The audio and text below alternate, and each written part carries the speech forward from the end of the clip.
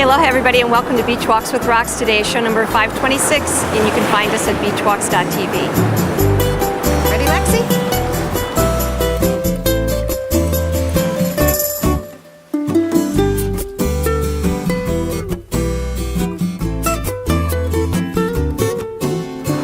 Okay.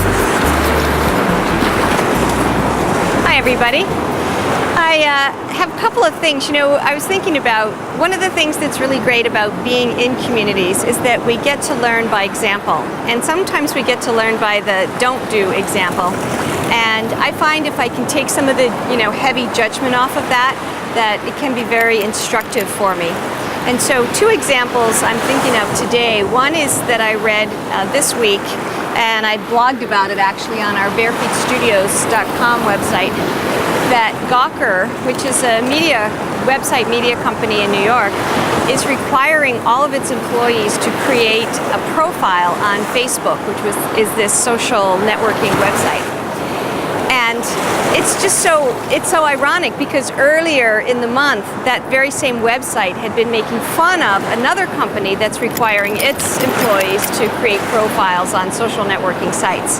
And it's a classic example of where I so understand the urge, because if I were the ruler of the world, I would want everybody to play with me too, and I'd want to get everybody at my company doing all of these things that supposedly create a lot of benefit.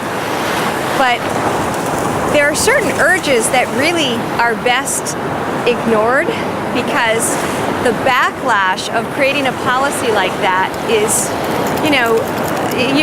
overwhelming, really. Not overwhelming, that's too strong of a word, but it's so inefficient and ineffective that the whole nature of the web right now and this ability that we have to connect with each other is so much more productive when it's opt-in, when people get to choose to participate rather than being forced to participate or having to do something to drag themselves out because somebody dragged them in automatically.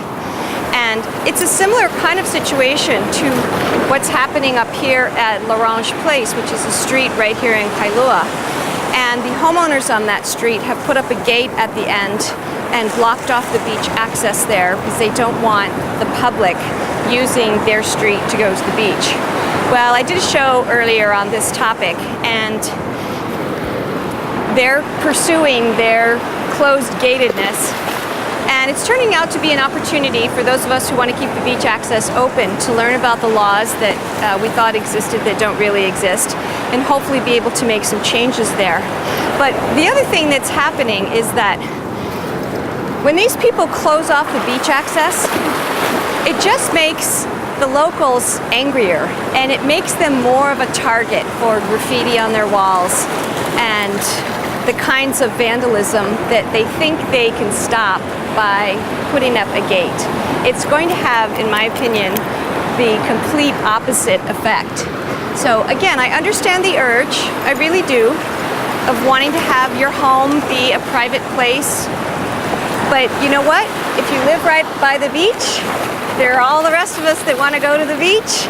If you want a ton of privacy, maybe you ought to consider moving someplace, and realizing that you might be a lot more effective if you engage those people that you think are coming down the lane late at night and drinking beer. You can always call the police. I have a friend, Ava, who had some neighbors who were just unbelievable. I mean, just so noisy, an incredible problem. And she basically took it on herself as a meditation project.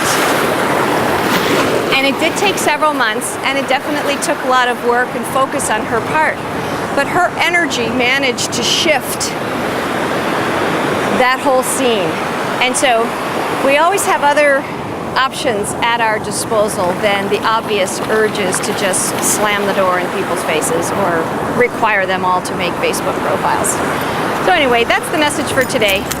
Be thinking about what urges of yours might be better left ignored, or at least expressed in an alternative way. Going swimming is really a great way of getting rid of my frustration urges. So I'll talk to you later. Thanks so much for joining us here on Beach Walks. Aloha.